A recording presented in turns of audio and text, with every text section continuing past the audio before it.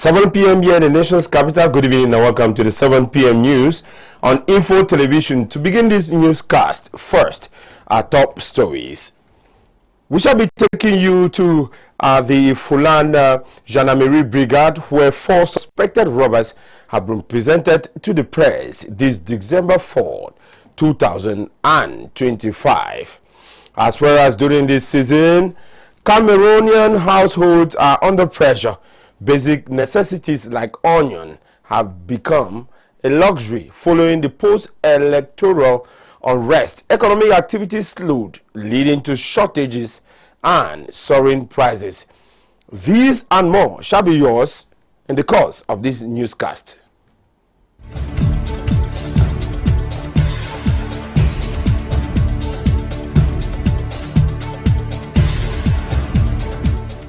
Welcome back. As you heard in one of our top stories, 4 suspected robbers have been presented to the press this December 4, 2025 at the Fulan Gendarmerie Brigade in the city's 3rd district.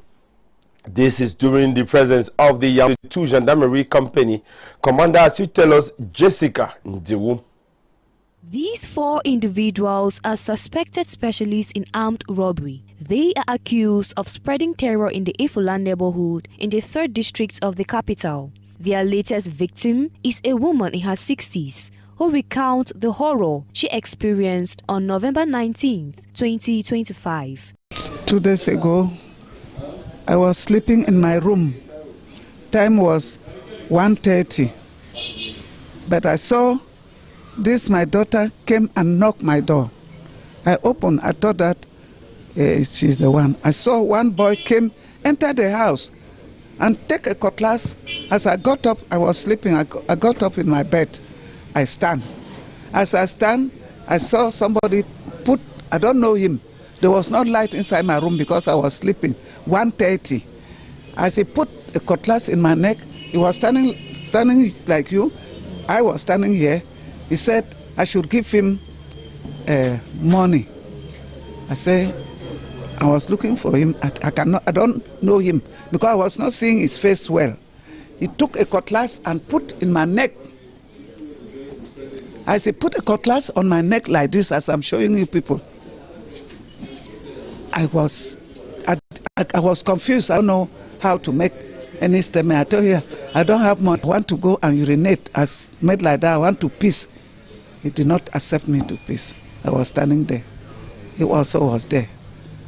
I was crying. I said, now who did say? Now who did say? The next day, November 20th, a complaint against persons unknown was filed in the Ifulan police station and an investigation was opened. 20 novembre 2025, étant dans notre unité.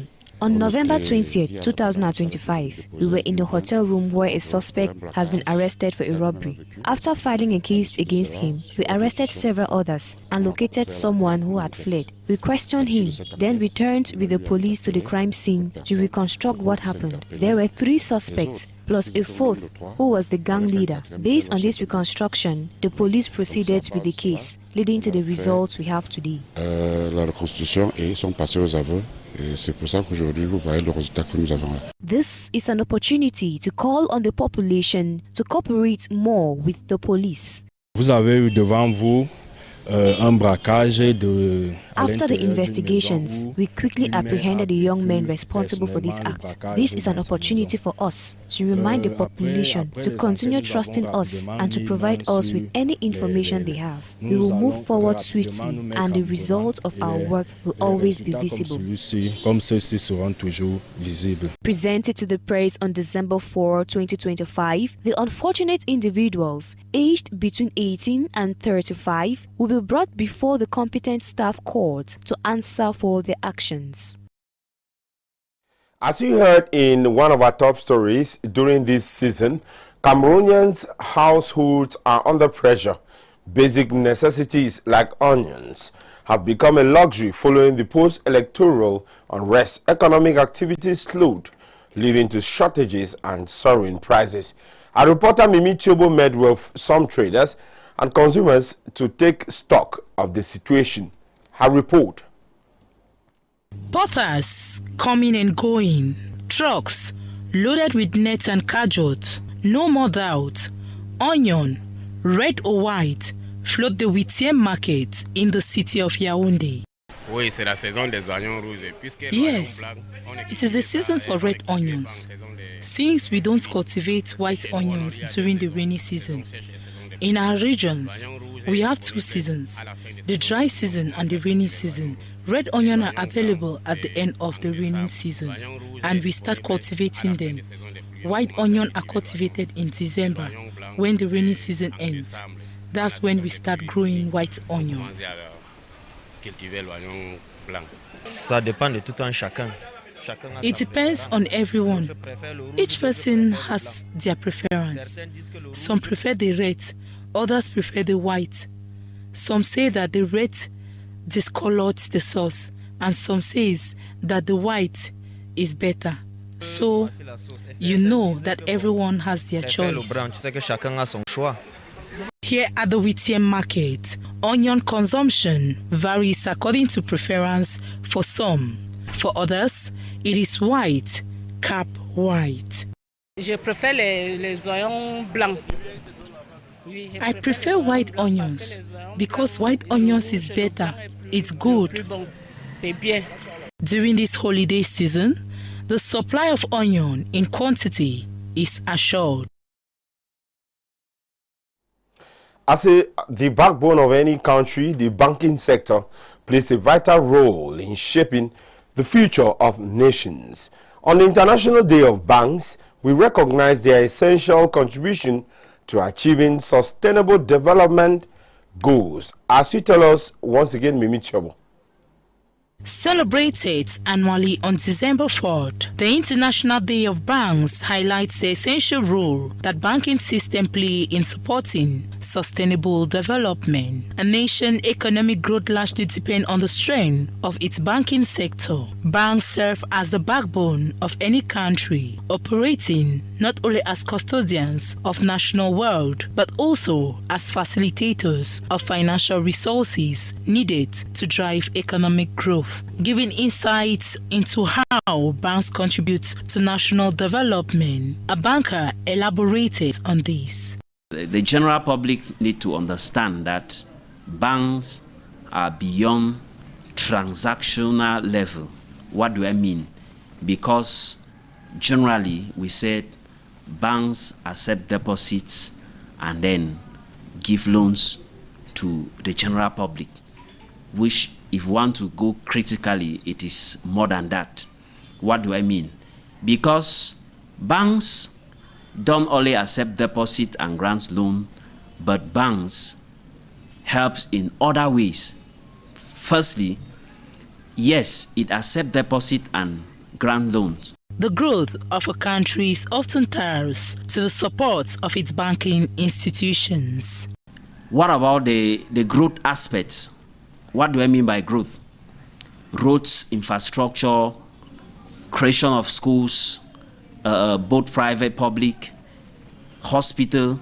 If you want to look at it, we will come back to the assistance of banks, because most of these, they get finances or funding from the banks to develop these things I have mentioned. By driving financial inclusion, efficiency, and innovation, digital banking plays a vital role in a country's economic development. Today we have digitalization. You can sit at your home, you access platforms at your convenience thanks to digitalization, which is the help of banks. Today we have what we call mobile banking apps. With your phone, you can be able to access your account, you can be able to do deposit, you can be able to do withdrawal. I think that is development. On the International Day of Banks, we recognize the essential role of banking system in shaping the future of nations, underscoring their significance in achieving sustainable development goals and building a more resilient economy. Last Saturday, November 29, 2025, the Ngaoundéré City Hall hosted a 3-day workshop dedicated to evaluating cooperation actions between Cameroon and UNICEF under the head of the Cultural and Economic Affairs Service of the Governor's Office. This event brought together key stakeholders. Details in this report. On Saturday, November 29, 2025, the Ngaoundéré City Hall hosted a 3-day workshop dedicated to evaluating the cooperating actions between Cameroon and UNICEF. The presidency of Mr. Abu Mohamedou, head of the Cultural and Economic Affairs Service of the Governor's Office. This event brought together key stakeholders, including Mahamad Abbasaid, regional delegate of Minipat for Adamawa, and Madeleine Flor Chugwe, UNICEF representative. The main objective of this workshop was to highlight UNICEF's intervention in the areas of education, health, nutrition, protection and children's rights in the Adamawa region. Participants also discussed the implementation of new guidelines for 2020. Yesterday, you have been mobilized to discuss about the interventions, or let's say the activities we are carrying out regarding the partnership between Cameroon and UNICEF. You have been discussing about the various interventions of the various actors. We concerning BUNEC, that is the Civil Status Registration Office that I represent here. We have discussed about some activities that we carried out in last year, namely capacity building of the civil status stakeholders, and some activities like implementing advanced offices within the health facilities. This cooperation project aligns with the National Development Strategy, SND-Trant, and aims to achieve sustainable development goals. The initiative seeks to ensure that every child in Cameroon, both girls and boys, as well as adolescents, have access to quality education and can fully thrive. Local elected officials present emphasize the importance of this collaboration for human development and social well-being in the region. As the world marks the International Day of Persons with Disabilities last December 3rd, 2025, emphasis is focused on everyday barriers millions continue to face. Our reporter Jessica Ndewum explored the experiences of persons with disabilities and uncovered stories of creativity and courage that powerfully remind us that disability is not inability. Her report. Across the globe, millions of people with disabilities still face daily challenges, barriers that limit access, opportunities, and inclusion. This year's International Day of Persons with Disabilities urges societies to work together to create fairer, more inclusive communities under the theme, "We all need to work together to make society fairer and respect the rights of people with disabilities." These daily challenges remain a heavy reality for many. When you are walking in the street, you see somebody who just stand. She'll be looking at you. She'll be looking at you like it seems that you are somebody that you don't even supposed to live. But there are someone that they don't behave that way. They just like come closer to you. Those who are sitting on the wheelchair, really have very, very difficult. As I say, to go out is difficult. It's another situation. And when you succeed to go out, you need to take a taxi maybe to go to where you are going. It's another problem. For her, disability is not a setback. It is fuel for innovation. All my neighbors, they are with me. Yeah, they are taking me very normal like them. And they are respecting me. So, for the others, I cannot really say, but what I know, that is something general. It's like people, there are majority of people who is not really like considering disabled people like them. But within the challenges lie countless acts of courage and resilience that redefine what is possible. Anything that is concerning government, but apart from government, we don't have any other, anything that is not concerning government, we don't have any advantage. Like I will take for example, like if I'm traveling, which that bus is a bus of government, the transport bus is government owned, I will not pay some amount of money. It means that I'll pay only some amount. I'll not pay like somebody which is normal can pay, because people are not like respecting our rights that the government has given us. They are not respecting it. Yeah, because when you go to the hospital, like me, if I go to the hospital now, you see, they'll want me to pay the normal money that anybody can pay, which is not supposed to be like that.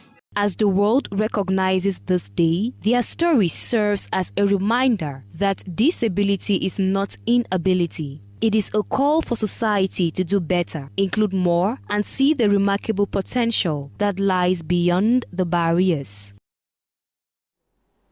Innovation for inclusion, building inclusive communities together was the theme chosen for the commemoration of the 34th International Day of Persons with Disabilities celebrated last Wednesday, December 3rd, 2025, at the Yaoundé Military Headquarters. Served as the setting for this event, presided over by the Minister of Social Affairs in the presence of the Secretary General of the Ministry of Defense, Said Kamsulum, as well as administrative, political, and civil authorities. Details in this report.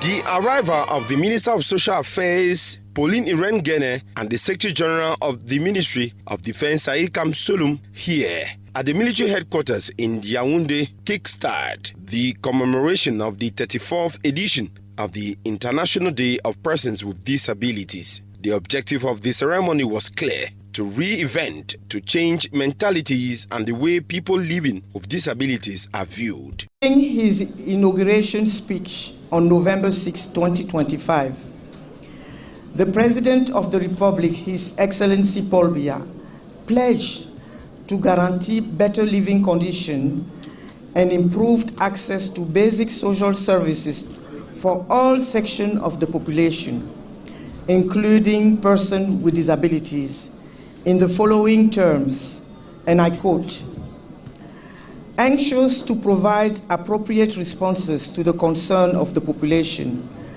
we will ensure during this 7-year term that we accelerate the completion of projects currently underway in various strategic sectors such as hydropower, road infrastructure, and public end." For this edition celebrated this Wednesday, the chosen theme was Innovation for Inclusion, building inclusive communities together, a thought-provoking theme highlighting the necessity to break down physical and social barriers and a durably transform mindsets. The activities were varied and showcased the abilities of persons with disabilities: running, tug of war, grenade throwing, arm wrestling, among others. Artistic performances also leavened up the ceremony.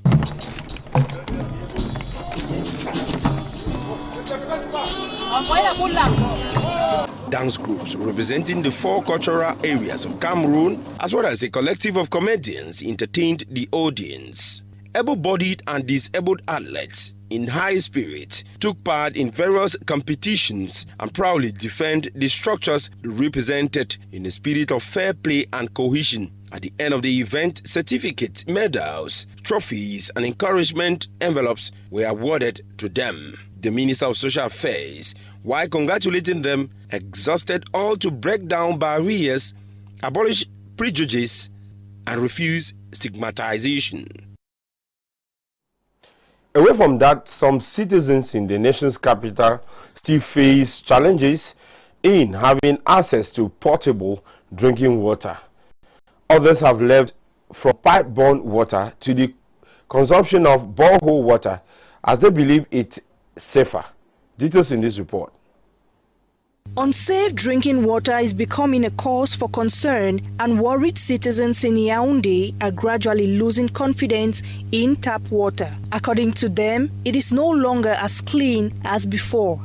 Most of the times when it's not raining, We drink source water because at least it's a little bit close to us. And even the forage water that is around here, some of them are not really clean.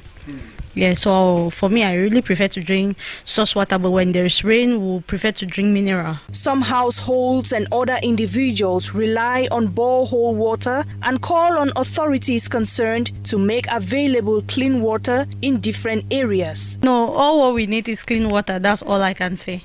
Yes, all what we need is clean water. Yes, so that will be good for health. Yes, because clean water matters a lot, especially for good health. However, Cameroon's national strategies aims for a 100% urban water access by 2030.